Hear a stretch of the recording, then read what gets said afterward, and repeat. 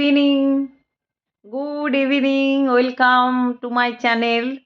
তো কয়েকদিন ধরে আমি খুব ব্যস্তই ছিলাম, তো সেরকমভাবে ভিডিও বানাতে পারিনি। তাই আজকে আবার নতুন একটা ছোট্ট ব্লগ নিয়ে তোমাদের সামনে এসে গেছি। এখন বাজে মোটামুটি তোমার 7:35।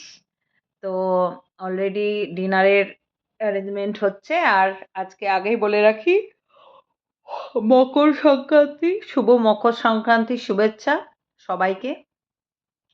তো সেই রকমভাবে এখনো পর্যন্ত পিঠে পুলি বানিয়ে উঠতে পারিনি। যাই হোক, পরে দেখবো, যদি পারি তো বানাবো।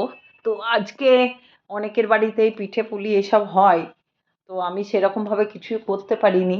তো ওই সকাল সকাল উঠে এমনি ঠাকুরের পুজো করেছি, আর যেটুকু করা যায় সেটুকু করেছি।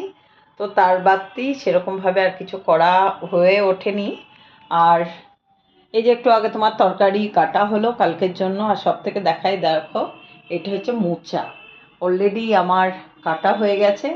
এই মোচাটা কালকে রান্না হবে, তাই আজকে কেটে রেখে দিয়েছি।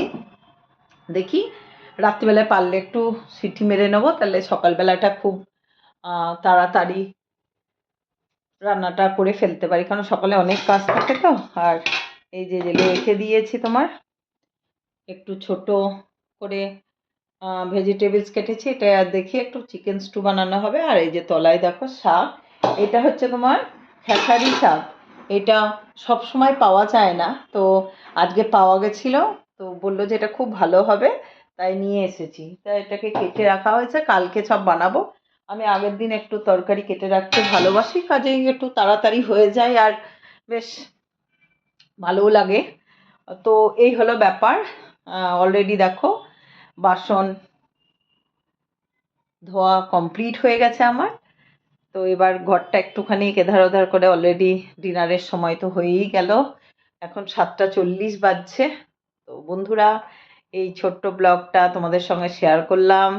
আবার বলি, শুভ মকর সংক্রান্তি।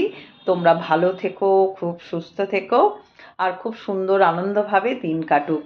ওকে, টাটা, গুড নাইট।